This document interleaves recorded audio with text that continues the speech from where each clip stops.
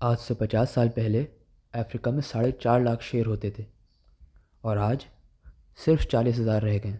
Hello, कैसे हो? आज की वीडियो के अंदर हम बात करेंगे ट्रॉफी हंटिंग के बारे में। अब ट्रॉफी हंटिंग होती क्या है? ट्रॉफी हंटिंग एक स्पोर्ट्स होता है। लोग कहते हैं, मैं नहीं मानता। तो इस स्पोर्ट्स में होता क्या है, कोई भी शिकारी होता है वो एक कीमत अदा करके किसी भी जानवर को मारने की, शिकार करने की इजाज़त ले लेता है, परमिशन ले लेता है, लाइसेंस ले लेता है। और ये शिकार होता कैसे? देखो, अलग अलग तरीके होते हैं। कुछ लोग बो एंड एरो यूज़ करते हैं, कुछ लोग लेड बुलेट्स यूज़ करते हैं, कुछ लोग ट्रैंकुलाइजिंग डार्ट्स यूज़ करते हैं जानवरों का शिकार करने के लिए। तो यार तुम लोग भी सोचते हो कि ये लोग क्यों ऐसा करते हैं, लोगों को क्या सूझी होती है कि वो इस तरह का शिकार करते हैं? तो यार चुल, सिंपल सी बात है, बिना बात की चुल। देखो, इनके घर में कुछ ऐसा सीन होता होगा। पापा हम इस दीवार पे पेंटिंग लगा लेते हैं। नहीं पापा, हम इस दीवार पे बुक शेल्फ लगवाएंगे। इस पे तो साला शेर का सर लटका होना चाहिए।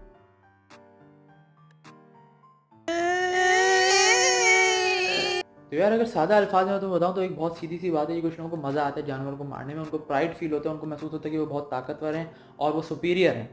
तो यार अब बात कर लेते हैं थोड़े से लॉज के बारे में कि इसके ऊपर लॉज क्या हैं। तो यार कोई भी एक्टिविटी हो रही हो, नेशनल या इंटरनेशनल, तो उसके ऊपर लॉज होते हैं। कोई ना कोई ऑर्गेनाइजेशन होती है जो उसको मॉनिटर कर रही होती है, उसके ऊपर कन्वेंशन हो रही होती है, उसके ऊपर रेगुलेशन बन रही होती हैं। तो यार इस केस के अंदर साइटीज़ इन्वॉल्व है। साइटीज़ क्या होती है? The convention on the international trade of endangered species of fauna and flora. अब साइटीज़ के 3 अपेंडिक्स हैं जो डिफाइन करते हैं कौन सी स्पीशी का ट्रेड हो सकता है, कौन सी स्पीशी का नहीं हो सकता, अगर हो सकता है तो किन परमिट्स के थ्रू वो हो सकता है। तो यार एक चीज़ ये भी होती है कि जो इंपोर्ट और एक्सपोर्ट कंट्रीज होती हैं वो भी इसको मॉनिटर कर रही होती हैं कि किसी इलीगल तरीके से तो ये एक्टिविटी नहीं हो रही। अब इंपोर्ट कंट्रीज वो होती हैं जहाँ से ये ट्रॉफी हंटिंग होकर जाएगी, जहाँ हंटर उस ट्रॉफी को लेकर जाएगा, और एक्सपोर्ट कंट्री वो होती है जहाँ पर ट्रॉफी हंटिंग हो रही है। तो यार अब थोड़े से फैक्ट्स और डेटा की बात कर लेते हैं। आप लोगों को पता है साइटीज़ पे 300 स्पीशीज़ ऐसी हैं जिनकी 2008 से लेकर 2017 तक अब तक 2,90,000 ट्रॉफीज एक्सपोर्ट हो चुकी हैं। 2,90,000। और टॉप 5 एक्सपोर्टिंग कंट्रीज जो हैं वो हैं South Africa, Canada, Mozambique, Namibia, Zimbabwe. Top 5 destination countries जो हैं वो हैं United States, South Africa, Germany, Spain, Singapore. और टॉप 5 स्पीशीज जिनका शिकार होता है वो है Nile crocodile, American black bear, African elephant, hippopotamus, zebra. तो यार अब मैं तुम्हें बताता हूँ कि इसके साथ इश्यूज़ क्या हैं। देखो, जो हंटर्स हैं वो तो इसके फेवर में हैं और जो कंजर्वेशनिस्ट हैं वो इसके अगेंस्ट हैं। देखो, अब जो हंटर्स हैं वो इसको फेवर क्यों करते हैं, वो क्या दलील देते हैं? वो ये कहते हैं कि हम जो हंटिंग करते हैं उससे एक रेवेन्यू जनरेट होता है। कैसे जनरेट होता है? क्योंकि उसके जो लाइसेंस होते हैं वो बहुत महंगे होते हैं, एक्सपेंसिव होते हैं, वो हज़ारों की नहीं लाखों की गेम होती है। दूसरी बात वो ये कहते हैं कि ट्रॉफी हंटिंग से जो है वो कंजर्वेशन होती है स्पीशीज़ की। वो किस तरह होती है, वो किस सेंस में बोल रहे होते हैं? वो इस सेंस में बोल रहे होते हैं कि जो पेमेंट हंटर कर रहा है वो कंजर्वेशन डिपार्टमेंट मिलती है, और हंटर ये सोच रहा होता है कंजर्वेशन डिपार्टमेंट अब ये पैसे इस्तेमाल करेगा उस स्पीशी के लिए एक फेवरेबल इन्वायरमेंट तैयार करने के लिए। लेकिन ऐसा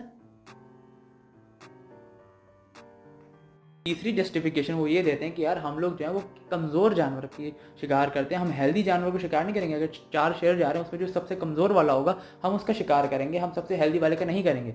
तो यार अब बात करते हैं कि मेन इश्यूज़ क्या हैं ट्रॉफी हंटिंग को लेके। तो सबसे पहला इशू यही है कि जो वहाँ के लोकल लोग होते हैं जहाँ पे हंटिंग हो रही होती है उनके दिल में ये बात आती है। वो लोग ये शिकायत करते हैं कि हमें क्यों नहीं करने दे रहे। एक अमीर बंदा आता है, वो पेमेंट करता है, वो लाइसेंस ले लेता है और वो उस स्पीशी को मार सकता है, लेकिन हम जो यहाँ पर रह रहे हैं हम नहीं मार सकते अपने किसी काम के लिए उस स्पीशी को। ऐसा क्यों?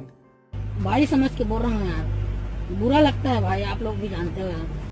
दूसरी बात, ये लोग इस चीज़ को स्पोर्ट्स बोलते हैं। तो भाई साहब, स्पोर्ट्स जो होते हैं ना उसमें बराबर का कंपटीशन होता है, दोनों के पास बराबर की अपॉर्चुनिटी होनी चाहिए। यहाँ पे इक्विपमेंट्स तुम्हारे पास, यहाँ पे हथियार तुम्हारे पास, सब कुछ चीज़ें तुम्हारे पास, और जानवर जो उसको तो पता ही नहीं हो, तो बेख्याली में अपना चलते हुए जा रहा है, उसको पता ही नहीं कि आज उसका शिकार हो जाएगा और वो मार दिया जाएगा। तो ये काय का स्पोर्ट्स हुआ।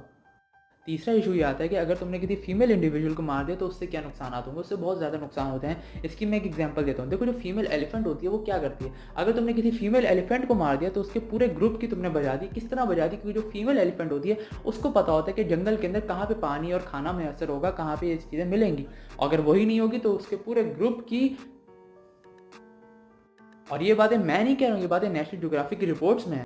और यार चौथा इशू ये है कि यार कितना इनह्यूमन एक्ट है यार। क्या कर रहे हो यार? किसी भी जानवर को, बेगुनाह जानवर को ऐसे चलते फिरते वो जा रहे हो, उसको मार रहे हो। अब उन बातों का जवाब देते हैं जो हंटर्स अपने डिफेंस में बोलते हैं। नंबर 1, ट्रॉफी हंटिंग से जो पैसा जनरेट होता है उससे स्पीशी की कंजर्वेशन के ऊपर काम होता है। तो मेरे भाईजान, करप्शन नाम की भी एक चीज़ होती है। एक इंटरनेशनल रिपोर्ट है इसके अंदर बताया गया कि ट्रॉफी हंटिंग से जितना भी रेवेन्यू जनरेट होता है उसका 3 से लेकर सिर्फ 13% तक का पैसा कंजर्वेशन के ऊपर लगता है, बाकी सारा पैसा। नंबर 2, वो लोग कहते हैं हम किसी कमज़ोर जानवर या बीमार जानवर का शिकार करते हैं। अजी घंटा मेरा, बेसिक कॉन्सेप्ट क्या होता है? बेसिक कॉन्सेप्ट ये होता है कि उन लोगों को अपनी ताकत, अपनी बहादुरी दिखानी होती है कि हमने कितने खतरनाक जानवर को काट के, मार के अपनी दीवार पर लटका लिया है। लेकिन अगर वो कमज़ोर जानवर का शिकार करने जाएंगे तो फिर वो मज़ा नहीं आएगा, वो शिकार करने से वो फील नहीं आएगी। तो ऊपर से कह देते हैं कि हम लोग तो किसी कमज़ोर जानवर को पकड़ेंगे। अब जंगल में जाके किसी ने क्या किया हमें क्या पता, एक दफ़ा मार दिया तो मार दिया, ख़त्म कहानी। तो ये वैसे ही होता है यार, जिस तरह हम लोग बोल रहे होते हैं कि यार एक दफ़ा सेंड करो, देख के डिलीट कर दूंगा, अगले को क्या पता कि क्या होने वाला है। तीसरी दलील ये लोग ये देते हैं कि बहुत ज़्यादा रेवेन्यू जनरेट होता है। तो यार एक सिंपल सी चीज़ समझो, एक शेयर है, उसको तुमने एक ही दफ़ा मारोगे ना, बार बार तो नहीं मार सकते, तो कीमत तुमने एक ही दफ़ा अदा की। लेकिन वही शेयर अगर जिंदा रहेगा तो वो इको टूरिज्म के जरिए, वाइल्ड लाइफ फोटोग्राफी के जरिए तुम्हें बहुत ज़्यादा रेवेन्यू जनरेट करके देगा। इसकी मिसाल ऐसी है यार कि तुम्हारे पास एक मुर्गी आगे जो सोने के अंडे देती है और तुमने कहा कि यार एक ही दफ़ा इसका पेट फाड़ो और सारे अंडे निकाल लो। अगर तुमने रियल लाइफ में ये कर दिया ना तो मुर्गी को सिर्फ पेट फटेगा, तुम्हारी तो यार इस पूरी वीडियो के अंदर हम लोगों ने बात कर ली कि ट्रॉफी हंटिंग क्या होती है, तुम लोगों को समझ आ गई होगी ट्रॉफी हंटिंग क्या है। तो इसका कोई सोल्यूशन है, इसको रोका जा सकता है या नहीं रोका जा सकता है। एक सिंपल सी मिसाल समझो, एक हंटर है जो कनाडा से साउथ अफ्रीका आया शिकार करने के लिए, उसने अपना शिकार कर लिया, लेकिन अब उसको कोई जगह नहीं मिली कि किस तरह उसको कैरी करके अपने मुल्क वापस जाए। क्या मतलब हुआ इसका कि जो एयरलाइन थे, जो कार्गो कंपनी थे, उन्होंने कह दिया कि भाई हम ये चीज़ नहीं करेंगे, हम इस चीज़ को कैरी नहीं कर सकते, इस चीज़ को हम हैंडल ही नहीं करते, ट्रॉफीज़ को हम हैंडल नहीं करते। तो ऐसे उसके लिए कैरी करना मुश्किल हो जाएगा, उस ट्रॉफी को संभालना हंटर के लिए मुश्किल हो जाएगा, और फिर वो क्या होगा, इवेंचुअली उसके सारे रास्ते बंद, ट्रॉफी हंटिंग कम हो जाएगी। अभी मैं हवाओं में बातें नहीं कर रहा हूँ, ये प्रैक्टिकल चीज़ें हुई हैं। जैसे कि 2015 के अंदर जिम्बाब्वे नेशनल पार्क में एक शेर था जिसका नाम था सेसिल, उसका शिकार हुआ, 10 घंटे तक वो तड़पता रहा, उसके बाद वो मर गया। तो उसके बाद दुनिया के अंदर एक आउटरीच हुआ कि कितनी ख़राब चीज़ है, इसको रुकना चाहिए, इसको बंद होना चाहिए। तो उस दौरान डेल्टा, यूनाइटेड और अमेरिकन एयरलाइंस ने कहा कि आज के बाद से हम लोग ट्रॉफीज़ को हैंडल नहीं करेंगे।